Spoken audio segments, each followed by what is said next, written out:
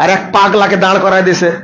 ওই যে পাগলা, একটা কুষ্টিয়ার এক পাগলা বলছে নবী মোহাম্মদ সাল্লাল্লাহু আলাইহি সাল্লামের তারাও বার্তাবাহক সাংবাদিক ছিলেন, আর আপনারা সাংবাদিক, আপনাদের মর্যাদা একটু বেশি।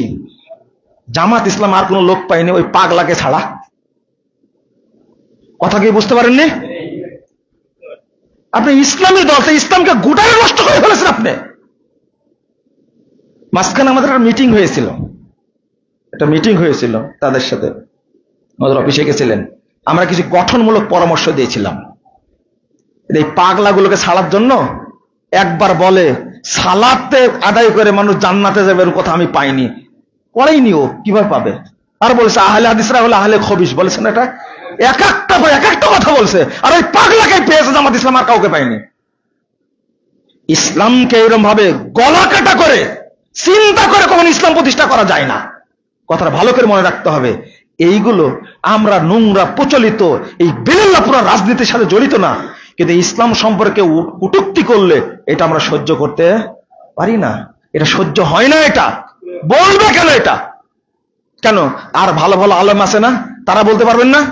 অধ্যক্ষ মুজিবুর রহমান, তাকে চিনি, আমাকে জড়িয়ে ধরলেন, আমি মনে করি বিজ্ঞ আলিম তিনি, কথা বলবেন তারা ইসলাম সম্পর্কে বলতে গেলে। ওই যে গেছিলেন না পূজা মণ্ডপে, গতবার পাহারা দিয়েছেন, সাইফুল ইসলাম আইনজীবী একজন অ্যাডভোকেটকে এই হিন্দুরা যেভাবে হত্যা করেছে, গতবার কথা স্মরণ নেই আপনাদের? তাহলে আপনি কার সাথে বন্ধুদলি করতে চান?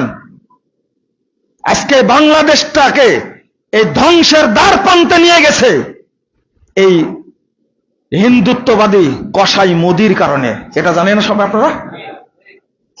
বাংলাদেশের অবস্থাটা এই পর্যায়ে গিয়ে যাওয়ার কারণটা কি?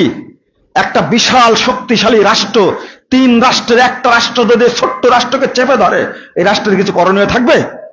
বন্ধুরা আমার, ইসলামের বাস্তব রূপটা আপনি সঠিকভাবে তুলে দেওয়ার চেষ্টা করেন, তুলে ধরার চেষ্টা করেন, মানুষ যেন সেটা বুঝতে পারে, মানুষ যেন হকটা আমল করতে পারে।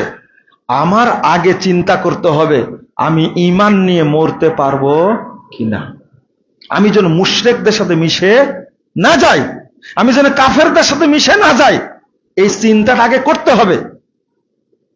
আমি মনে করি প্রথম দাবি থাকবে আপনাদের প্রতি, 1 নম্বর, ঈমানটাকে ফ্রেশ রাখবেন, সব কিছু থেকে হেফাজত করবেন ইনশাআল্লাহ। আল্লাহকে চাইবেন, আল্লাহ তুমি আমার ঈমানের হেফাজত করো।